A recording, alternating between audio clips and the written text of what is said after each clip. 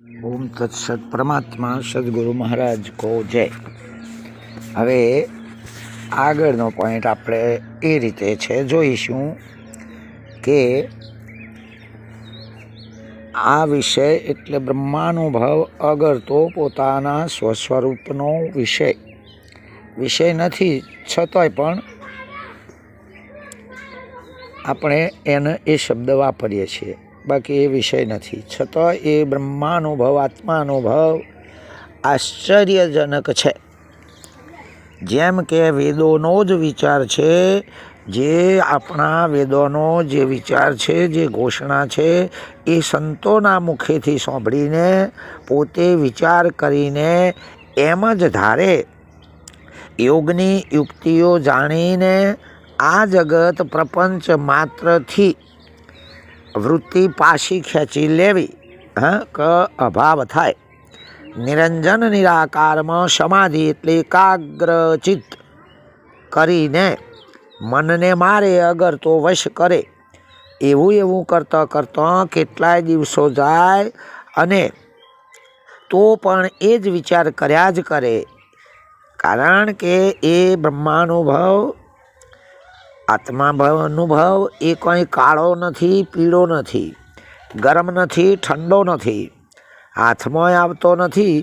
એથી હાથ ધોઈ નાખવા અગર તો ખંખેરી નાખવા જેવી વાત છે.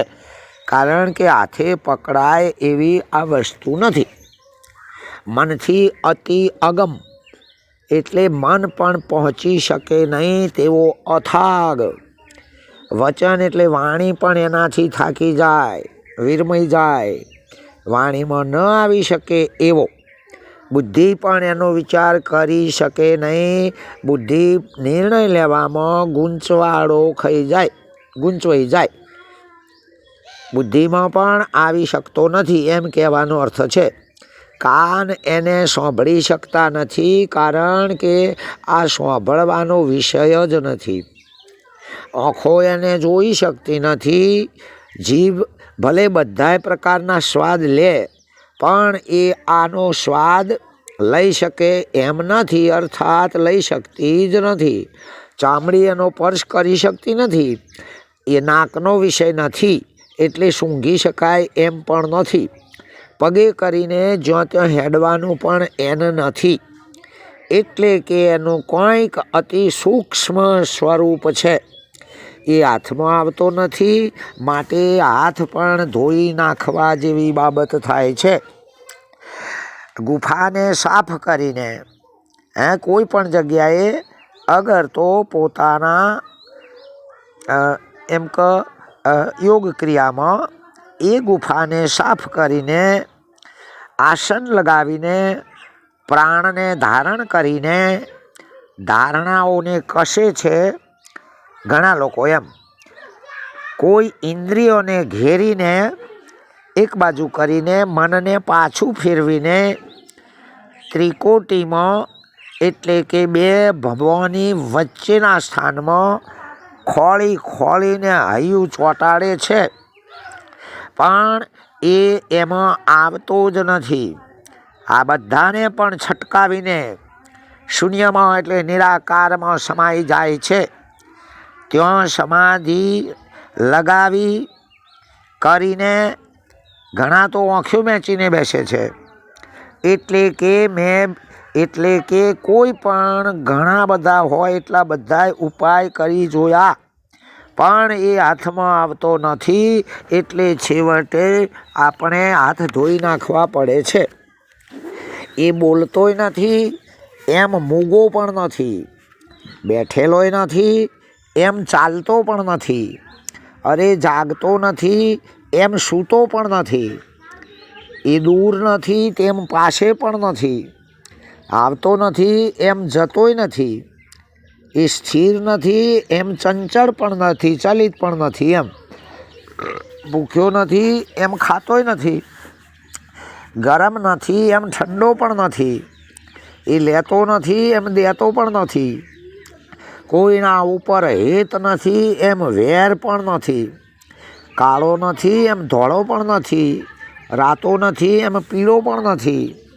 એ પાતળોય નથી અને જાડોય નથી, લોબોય નથી, એમ નાનો ટુકડો એટલે ટૂંકો પણ નથી, આમ કોઈ કાચ નથી, એમ એ હીરો પણ નથી, એ પૃથ્વી નથી, એમ જળ પણ નથી, તેજ નથી, એમ અગ્નિ પણ નથી, વાયુ નથી, એમ આકાશ પણ નથી, પંચ મહાભૂતોનો પસારો પણ એમાં નથી, એને હાથ નથી પણ પગય નથી, આંખો વાચા અને ભાવ નથી તો રંગ રાજા પણ એ નથી, વૃદ્ધ નથી તો બાળક પણ નથી, પિંડ નથી તો પ્રાણ પણ નથી, અરે જ્ઞાની નથી તો અજ્ઞાની પણ નથી, બંધનવાળો નથી એમ મોક્ષવાળો એ પણ નથી, હલકો નથી તો ભારે પણ નથી, દ્વૈત નથી એમ અદ્વૈત પણ નથી, કારણ કે જો દ્વૈત સાચું હોય તો એની અપેક્ષાએ અદ્વૈત કહેવાય, બાકી દ્વૈત જ નથી તો અદ્વૈત પણ નથી, એ માપેલો નથી તો અમાપ પણ નથી, માપ વગરનો પણ નથી, એટલે કે એનું વર્ણન થઈ શકતું નથી, કારણ કે એ મળેલોય નથી એમ જુદોય પણ નથી, એ માપ એટલે એ પાપવાન નથી તેમ પુણ્યશાળી પણ નથી, જાડો નથી એમ ઝેણો પણ નથી, બોલતો નથી એમ મૂંગો પણ નથી, અરે સૂતો નથી તેમ જાગતો પણ નથી, એક નથી એમ બે પણ નથી, અરે પુરુષ નથી એમ સ્ત્રી પણ નથી, કોઈ એમ પણ કહી શકે છે કે એ પાછળ નથી તેમ આગળ પણ નથી, વૃદ્ધ નથી તેમ બાળક પણ નથી, કર્મ નથી એમ કાળ પણ નથી, નાનો નથી એમ મોટો પણ નથી, અરે એ લડતો નથી એમ ભાગતો પણ નથી, નાસી જતો પણ નથી, એમ બંધનવાળો નથી એમ મોક્ષવાળો પણ નથી, અપરોક્ષ એટલે પ્રત્યક્ષ એ સામય નથી, અને પરોક્ષ એટલે ગુપ્ત કે આગો પાછો પણ નથી, એટલે કે એ સારો નરસો બે પણ નથી, એ તત્વમાંથી છે કે તત્વથી પર છે એ પણ કહી શકાય એમ નથી, શૂન્ય એટલે નિરાકાર નથી તેમ અશૂન્ય પણ નથી, આ પાર એટલે પાસે નથી એમ પેલે પાર એ કે આઘો પણ નથી, એ જ્યોતિ પ્રકાશ રૂપ છે કે અજ્યોતિ છે એ પણ કોઈ જાણી શકતું નથી, અર્થાત એ રીતે જાણી શકાય એવો નથી, એને આદિ નથી એમ અંત પણ નથી, અરે જીવતો નથી તો મરેલો પણ નથી, જીવતો મરતો બે નથી, આકારવાળો છે કે આકાર વગરનો છે એ પણ કોઈ નક્કી કરી શકાતું નથી, ભેદવાળો નથી એમ અભેદવાળો પણ નથી, કંઈ કરતો નથી એમ હરતો એટલે લઈ લેતો પણ નથી, આપી દેતો પણ નથી, પછી શુદ્ધ અને અશુદ્ધ પણ કોને કહેવાય, કઈ રીતે કહીએ કાંઈ, એટલે કે એ બોલતો નથી એમ મૌન ધારણ કરતો પણ નથી, ખોળતો ખોળી ચૂક્યા ઘણા બધા, વળી ખોળે છે અને હવે પછી પણ ખોળશે, ગાતો બધા ગાઈ રહ્યા, વળી ગાય છે અને હવે પછી પણ આનો જ ગુણગાન કે ગાણો ગાશે બધાય, જોતો બધું જોઈને થાક્યા પણ એનું ઠામ ઠેકાણું જડતું જ નથી, એટલે કે સમજતો સમજીને થાક્યા, અચંબો એટલે આશ્ચર્ય એ જ છે કે આનો અચંબો પામીને હેરાન થઈ ગયા છે, પિંડ એટલે શરીરમાં છે પણ પિંડમાં મળેલો શરીર રૂપ નથી, પિંડ પડે છે શરીર નાશ પામે છે છતાં એ તો જ્યાંનો ત્યાં જ રહે છે, નાશ પામતો નથી, એમ કાનમાં છે પણ કાન એને સાંભળી શકતા નથી, આંખોમાં પણ છે પણ આંખે એ દેખાતો નથી, આંખો જોઈ શકતી નથી, એમ બુદ્ધિમાં છે પણ બુદ્ધિ એને જાણી શકતી નથી, એ બુદ્ધિમાં આવી શકતો જ નથી, તો ચિત્તમાં છે પણ ચિત્તને મળતો જ નથી, શબ્દમાં છે પણ શબ્દ એનું વર્ણન કરીને થાક્યા, એ શબ્દોમાં પણ આવતો નથી, એટલે કે શબ્દ પણ એને દૂર બતાવે છે, શબ્દથી પણ એ પર છે, એક જ બ્રહ્મ બધે ભરપૂર થઈને રહેલો છે, વ્યાપક છે, પછી એને બતાવનારો બીજો કોણ હોઈ શકે? બીજો છે જ નહીં તો બીજો આવ્યો ક્યાંથી? જો એમ કહીએ કે જીવ એનું પ્રમાણ કરીને બતાવનારો છે, જીવ બતાવે છે, તો શું જીવ બ્રહ્મથી જુદો છે? જો એમ કહીએ કે જીવ જગદીશમાંથી થયો તો સૂર્યમાં અંધારોને સંભવ ક્યાંથી હોય? સૂર્યમાં અંધકાર હોય જ નહીં. એમ જગદીશમાં બ્રહ્મમાં જીવ હોય જ નહીં. જીવમાં અજ્ઞાનપણું તો આવે પછી ક્યાંથી? કઈ રીતે? એટલે કે આવું જાણીને આપણે મૂંગા રહેવું પડે છે. કોઈ પણ રીતે એનું નિરાકરણ આવી શકે એમ નથી. પૃથ્વી પણ છે, તેમજ જળ પણ છે, તેમજ છે, અને અગ્નિ અને વાયુ પણ તેમજ છે. બધા આ રીતે જ છે. આકાશ પણ એમ જ છે, અખંડિત છે, અને તે જ પણ બ્રહ્મ પણ આ મોટા ભુવન ઘર આકાશમાં વ્યાપક થઈને રહેલો છે.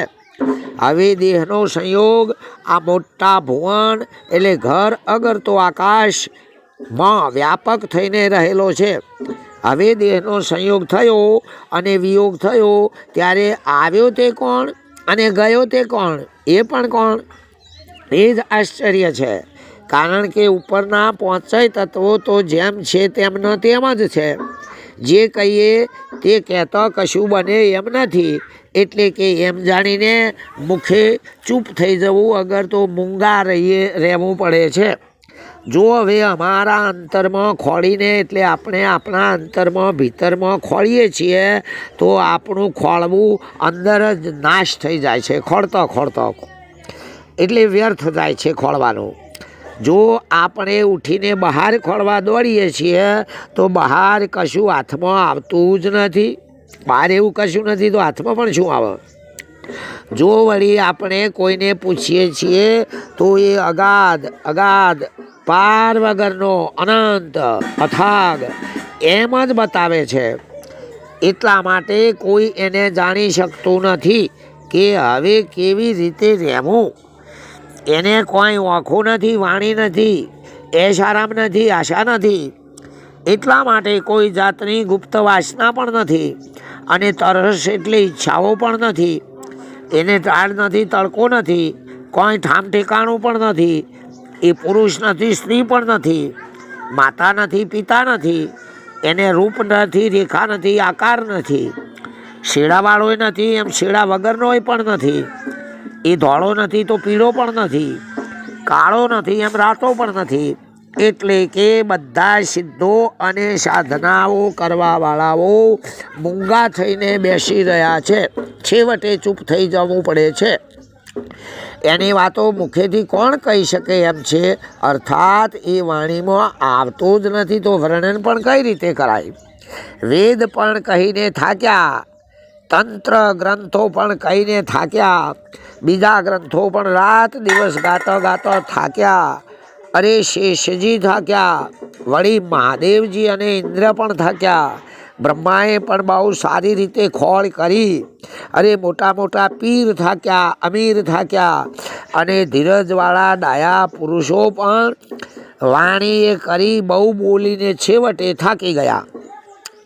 એટલે કે બધા સિદ્ધો અને સાધના કરનારાઓ મૂંગા થઈને રહ્યા છે, મૂંગા થઈ ગયા છે, ચૂપ થઈ ગયા છે. એની વાતો મુખેથી કોણ કહી શકે એમ છે? તો યોગી લોકો કહીને થાક્યા, જૈન લોકો કહીને થાક્યા, ઋષિઓ પણ કહીને થાક્યા, તપસ્વીઓ પણ કહીને ફળ ખાતો થાકીને રહ્યા છે. સંન્યાસી થાક્યા અને વનવાસી વનમાં રહેનારા વાનપ્રસ્થી પણ થાક્યા, અને બહુ ફેરી ફરનારા ઉદાસી લોકો પણ થાક્યા. શેખ અરે સર્વ કોઈ શાલિક બીજા પણ લાયક ખિસ્તી યહૂદી વગેરે પણ થાક્યા. એ બધા પણ મનમાં છાનું હસતા એટલે અંદર પેટે મન હસતા અચંબો પામી ગયા છે, આશ્ચર્ય પામી ગયા છે કે આ તો થાકી ગયા એવી વાત છે. એટલે કે બધા સિદ્ધો અને સાધના કરનારાઓ મૂંગા થઈને થાકીને રહ્યા છે. એની વાતો મુખેથી કોણ કહી શકે એમ છે? આ કોઈ વ્યક્તિગત સંપ્રદાય પંથ અગર તો વિભાગવાર નથી, પણ બ્રહ્માનુભવનો છેલ્લો અંત રહસ્ય મૌન થવાની બાબત છે. એ જ ઓમ તત્સત પરમાત્મા એ સદગુરુ મહારાજનો જય.